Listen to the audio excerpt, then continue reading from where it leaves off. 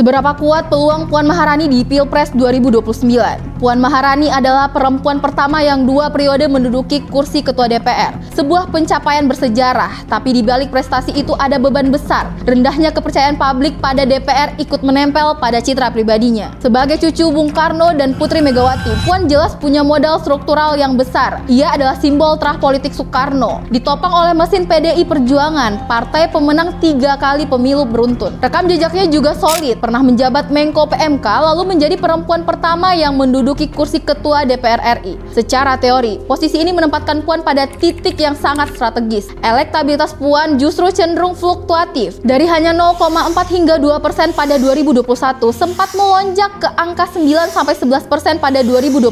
Tapi kemudian turun lagi ke kisaran 1 hingga 3% pasca Pilpres 2024. Persepsi publik juga masih melihatnya sebagai figur elitis dan kurang komunikatif. Sebuah kesenjangan yang semakin nyata karena lebih dari 52% pemilih Indonesia sekarang adalah Gen Z dan milenial. Kelompok demografis terbesar dalam lanskap politik Indonesia yang lebih menginginkan figur politik sederhana, dekat, dan relatable. Kritik ini diperkuat oleh sejumlah studi akademik. Riset komunikasi di Universitas Gadjah Mada menemukan bahwa konten Instagram Puan lebih memposisikan diri sebagai figur ideal kandidat yang formal, berbeda dengan Ganjar Pranowo yang membangun citra populis dan emosional. Penelitian Universitas Lambung Mangkurat menunjukkan framing media daring terhadap Puan cenderung positif dan objektif. Meskipun ini mencerminkan citra yang terjaga, bentuk framing yang lebih datar cenderung kurang menciptakan daya tarik emosional. Sementara itu, kajian Universitas Dr. Sutomo menyoroti engagement akun Instagram Puan yang relatif rendah, menandakan keterbatasan dalam strategi komunikasi digital. Di sisi lain, beban kelembagaan juga ikut membatasi ruang gerak Puan. Sebagai Ketua DPR, ia terikat pada citra lembaga yang tidak populer. Beberapa survei menunjukkan DPR termasuk lembaga dengan tingkat kepercayaan publik paling rendah,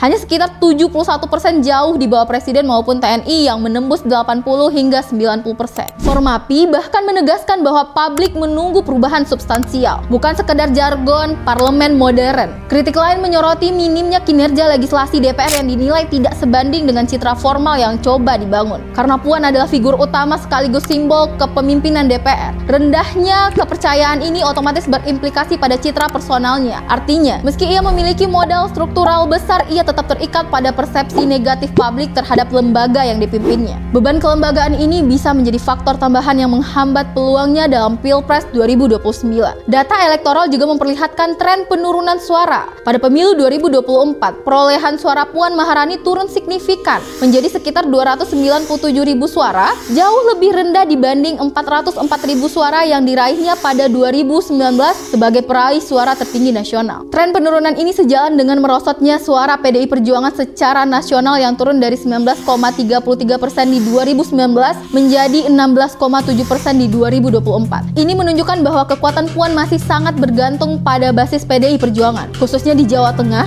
dan belum mampu memperluas pengaruh di luar basis tradisional partai. Lalu bagaimana jalan Puan menuju 2029? Menuju 2029 bukan tanpa hambatan. Pertama, elektabilitas rendah meski awareness tinggi, yang menunjukkan ada masalah pada aspek public acceptance. Kedua, daya tarik personal Puan belum mampu membangun resonansi emosional, khususnya dengan generasi muda yang kini menjadi swing voters utama. Yang ketiga, dinamika internal partai juga bisa menjadi faktor resistensi, terutama jika muncul figur alternatif yang dianggap lebih kompetitif secara elektoral. Beberapa skenario bagi Puan Maharani. Pertama, maju sebagai calon presiden dengan dukungan penuh dari PDI Perjuangan dengan catatan jika partai mampu menjaga konsistensi mesin politiknya. Kedua, tampil sebagai calon wakil presiden dalam koalisi besar yang memungkinkan PDI Perjuangan mengamankan posisi strategis meski tidak menduduki posisi puncak. Dan yang ketiga, membangun positioning sebagai ikon politik perempuan, melanjutkan jejak Megawati sekaligus menjawab isu kesetaraan gender yang makin menguat di ruang publik.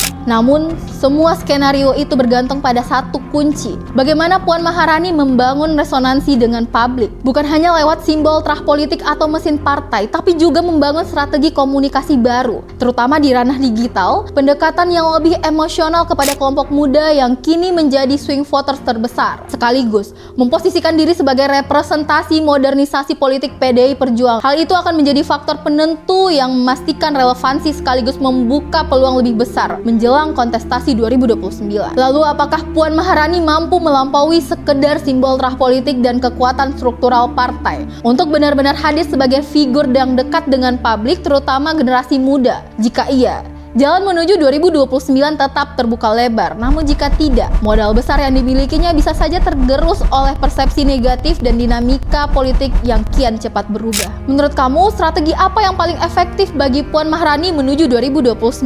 Tulis di kolom komentar. Untuk insight yang lebih mendalam, silakan hubungi Patra Data Research and Consulting.